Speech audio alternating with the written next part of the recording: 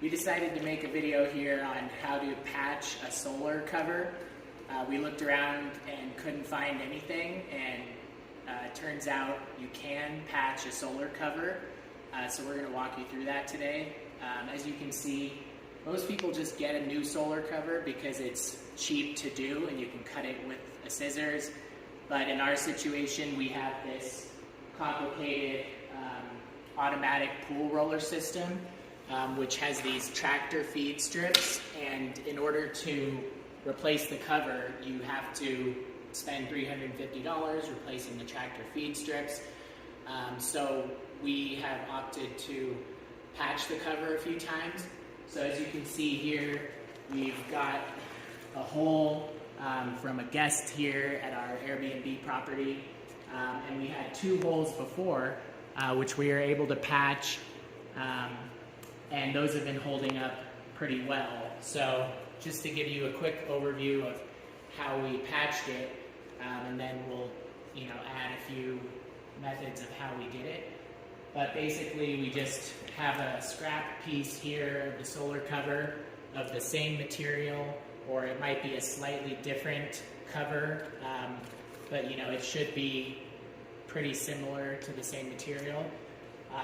We're going to cut it in a round circle because we've found that or an oval shape, because we've found that is best for adhering. And then we just take a standard iron and we iron it to the top of the cover. You want to make sure that it's dry, and we'll add a few more steps once we get to that point. Alright, so first thing you want to do is make sure that the cover is dry. You don't want any water in between the patches. So we pulled the cover out to the side of the pool where there's a flat surface, so that you can get a flat area where you iron on the patch, and we want to dry everything off. So first we're just going to dry everything and make sure it's clean so we can get a good connection between the hot plastics.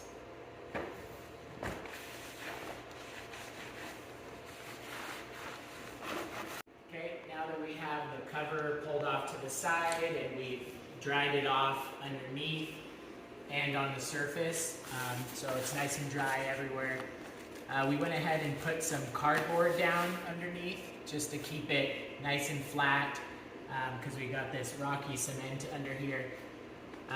So you want to keep everything nice and flat. We got the cardboard underneath. Kind of put your rip into place, and then you'll want to measure your patch piece. So we like to use oval or rounded corners because we found that the square can rip and peel off a lot easier. So the rounded edges allow it to seal on better. So you have your cover with the bubbles down, and then you also cut your patch and place it on top with the bubbles down. So next, after that, you don't want to put the iron directly onto the patch because it will melt and stick to it. So what we use is parchment paper that you use for baking. So you'll put the parchment paper over the patch, and then you'll want to get your iron ready and set it to start out with a low setting. Each iron is different, and if you use it on too hot of a setting, then it will cause bore holes. It'll just melt through. So the idea is to get it hot enough and go very slow and in even circles to keep kind of an even heat and not overheat it and melt through. When you're doing it though, you do want to melt. The bubbles will pop, and that's okay. You can see on this old patch here, it gets a little bit harder because the bubbles popped, and that's kind of what you want to happen for it to stick from the old sheet to the new one. It becomes a little thinner and more like plastic than this airy fluff, and that's okay, but just remember not to get it too hot. Alright, Alright, so right now we're going to trim up the patch a little bit because like I said, it gets kind of hard when the patch is finished, so we don't want, too much extra on there, and plus it's more surface area that you have to spend time getting perfectly sealed together. So we just take a Sharpie and kind of put it over the hole here and just kind of mark it so we can trim off a little bit, but still keeping it rounded edges. Alright, so now we've got the patch down and the parchment paper on top, but what we learned last time is that once you have the parchment paper on, it's hard to tell where the edges are, and the edges are the most important to get sealed up because that's where it's going to start peeling up if it does. So we took a Sharpie and drew the outline of the patch onto the paper so that we can tell where we're ironing. And then I just have a few things placed here to kind of keep that paper in place while we're ironing. So now that we got everything in place, we're going to start ironing. Alright, so now I'm starting the ironing process here. I've been going for a few minutes, and you can see the bubbles are starting to melt on the top side here along the paper. But I started out low on level 2. I remember us using level 3 last time, but I didn't want to start out too hot. So if you lift up and look, you can see the top is starting to melt a little bit. The bottom is starting to adhere a little bit, but I think it would take too long. So I think I'm going to turn it up to 3 and then just go kind of more lightly and see how that goes. Definitely just want to get it heated up enough to get them to stick together, but again, not too much. Don't want it to melt and cause any holes or anything like that.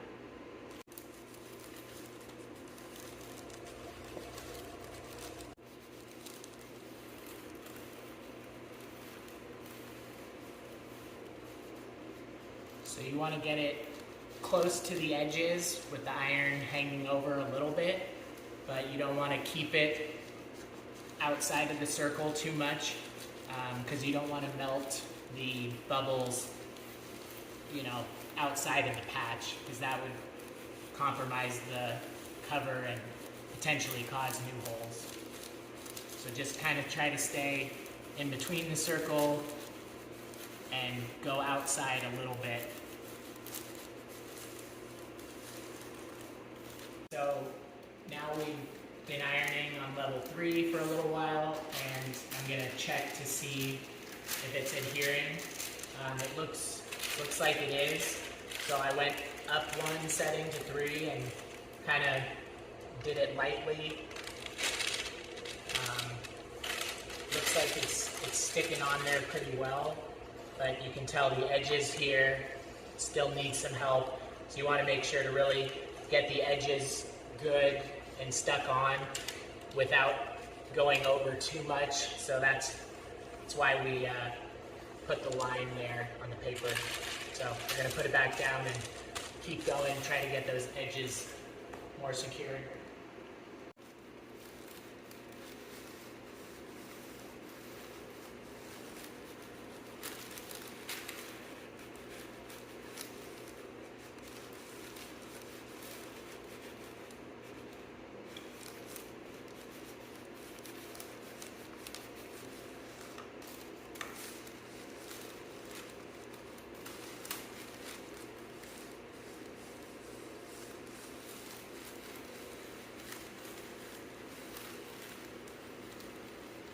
Okay, now that I've been going for a while, I had to redraw the lines, and that happens because the paper moves, but you want to make sure you know exactly where that edge is so that you can get the edges secured down. So I redrew the line, and I'm getting this side, making sure the edges are all glued down, and then you kind of work side to side. So once I have this side all done, I'm going to start in the middle here and go towards this side and then finish with these edges. But one thing to keep in mind, you don't want to leave the iron there and forget it sitting there and have it melt through. Kind of want to always keep it moving like this, even when you're doing the sides. So yeah, just keep it moving and apply even heat. Takes a while to heat up a spot, but then once it gets hot, it gets even hotter very quickly and starts to melt. So once you start doing it, it's kind of trial and error, but you'll get the hang of it.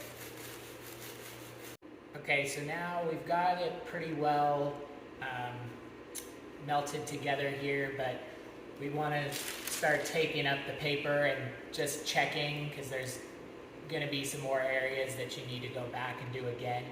But so before you pull up the paper, you want to let it kind of sit there and harden for a while. Don't pull it up when it's too hot, because around the edges where you have the heat go over the patch, then those bubbles are really thin, and so if you pull it up too soon, those bubbles will then be open on the top and cause potential rips later.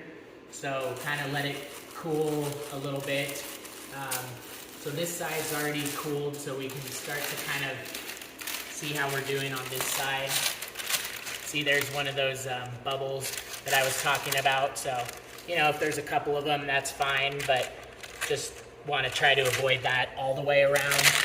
But as you can see, it's, kind of hardened now, and we've got a pretty good edge here. A little bit of coming up is fine, but see right here, there's about an inch or two gap there, so I'll go back and hit that.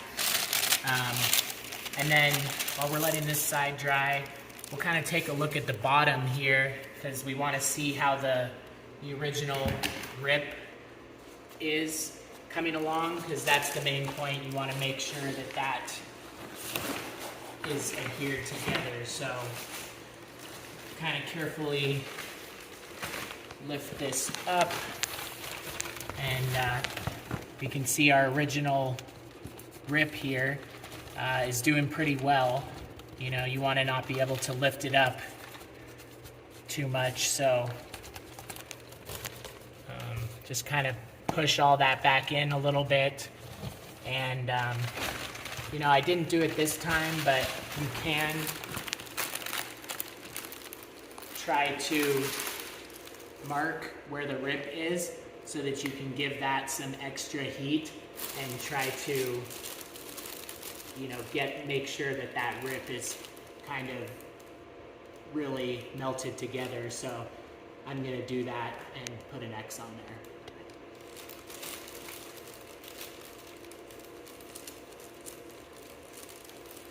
Or an outline of where the rip is, estimated.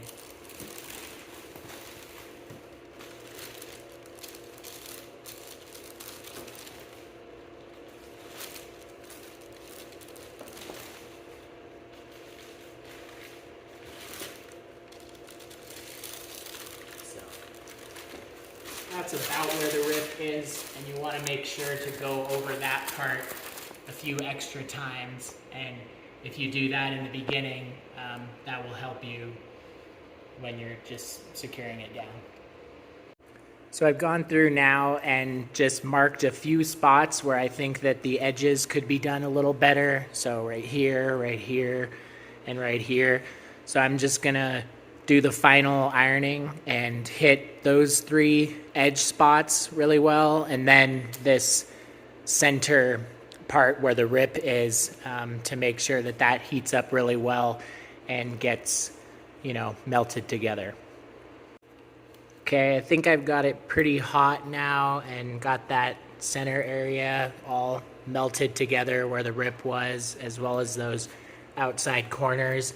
So now I'm just going to give it a few minutes to cool down here before I take the paper up, because we don't want it to pull apart.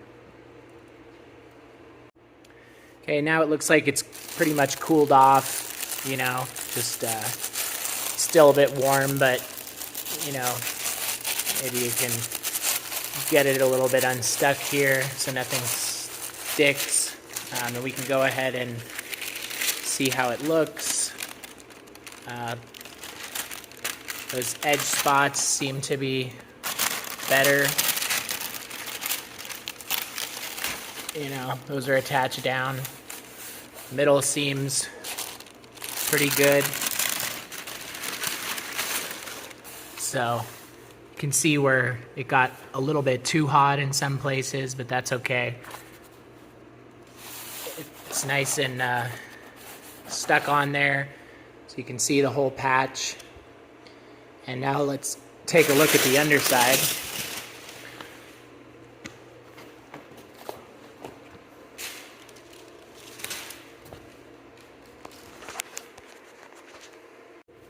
So if we lift it up, you can see our full patch there. And you know, it's pretty well done right here, but I mean, maybe I could give it another go at this bottom part, or that's the top part. You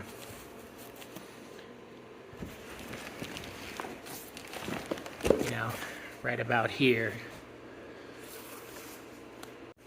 All right, I got that top of the rip there heated up really well, and now I've let it cool off a little bit, so I'm just gonna leave the paper on for a second and take a look at the underside, see how we're doing.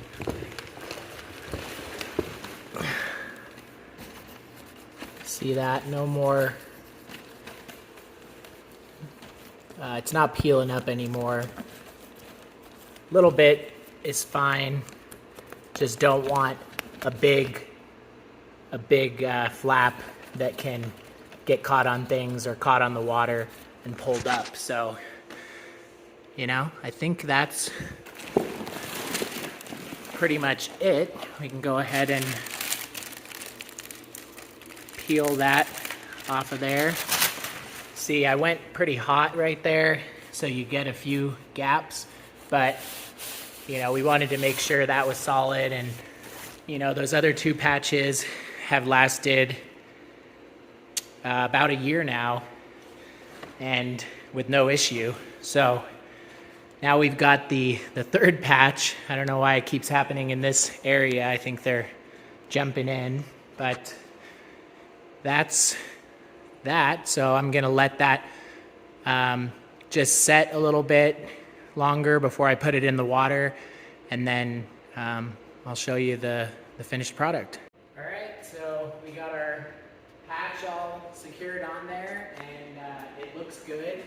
So I'm gonna go ahead and drop the cover back in the pool here, and see how it looks.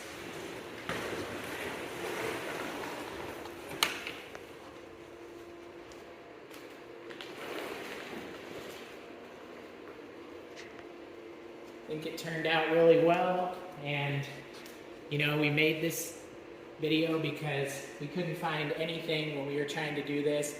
We found some video of the clear plastic, but to our knowledge, we're the first ones that did it with the solar bubble covers.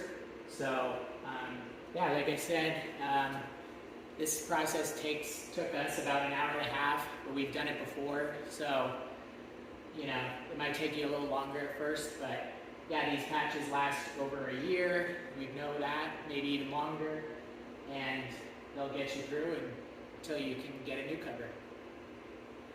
And now let's see this thing in action.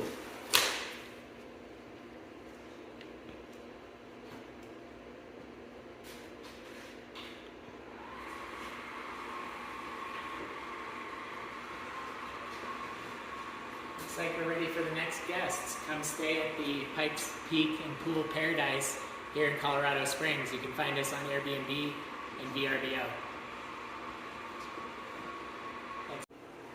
Okay, we got our patches here.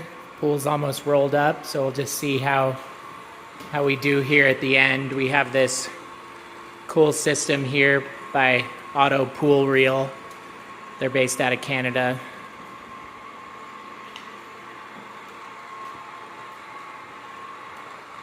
And yeah, it looks good. That's it.